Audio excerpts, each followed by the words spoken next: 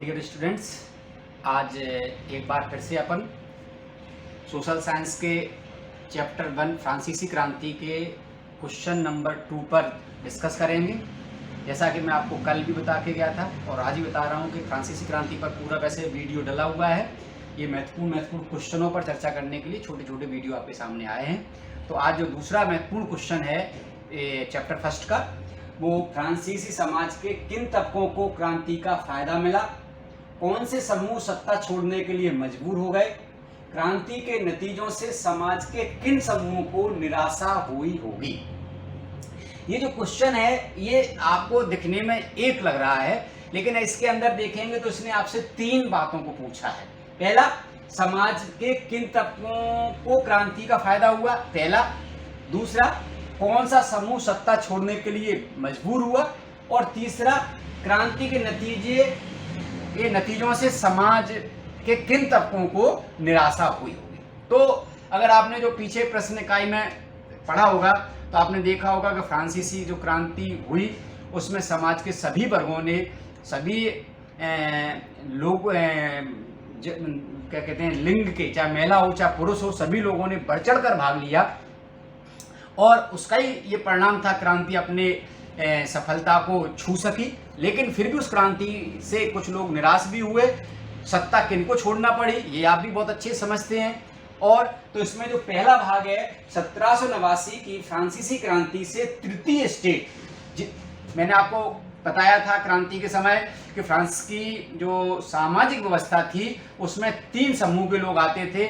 जो प्रथम स्टेट उसको कुलीन वर्ग बोलते थे, द्वितीय स्टेट जिसको पादरी वर्ग बोलते थे, और तृतीय स्टेट जिसमें बौद्धिक वर्ग जैसे वकील है, व्यवसायी है, कृषक है, मजदूर हैं, है ना, कारीगर हैं, ये जो वर्ग के लोग आते थे, ये जो वर्ग के लोग तृतीय स्टेट में आते थे।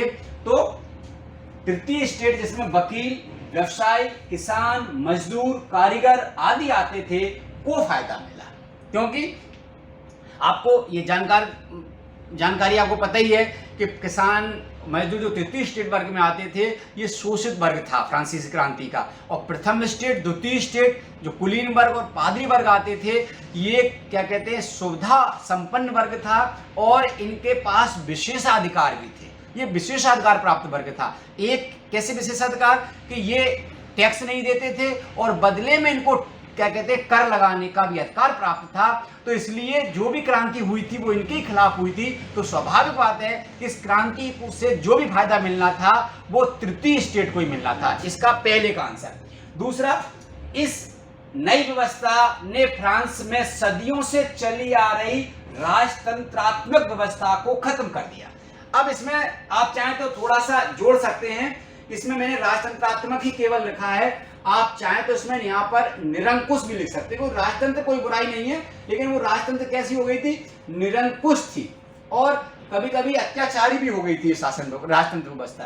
तो निरंकुश राजतंत्र व्यवस्था को खत्म किया, साथ ही उनके विशेषाधिकारों को भी समाप्त किया। जैसे मैं आपसे बता रहा था कि प्रथम स्टेट, द्वितीय स्टेट को जो विशेषाधिकार प्राप्त थे, इस क्रांति ने उन विशेषाधिकारों को खत्म कर दिया, जिससे कुलीन एवं पादरी यानी प्रथम स्टेट और द्वितीय स्टेट, फिर समझ लो, प्रथम स्टेट में कुलीन वर्ग, द्वितीय स्टेट में पादरी वर्ग, प्रथम स्टेट एवं द्वितीय स्टेट सत्ता छोड़ने के लिए मजबूर हो गए। तो आपको यह भी क्लियर हो गया कि सत्ता किसको छोड़नी पड़ी, जो क्या कहते हैं प्रथम स्टेट और द्वितीय स्टेट थी, विशेषाधिकार प्राप्त जो स्टेट थे उनको छोड़नी पड़ी। लाभ किसको हुआ, तृतीय स्टेट को हुआ।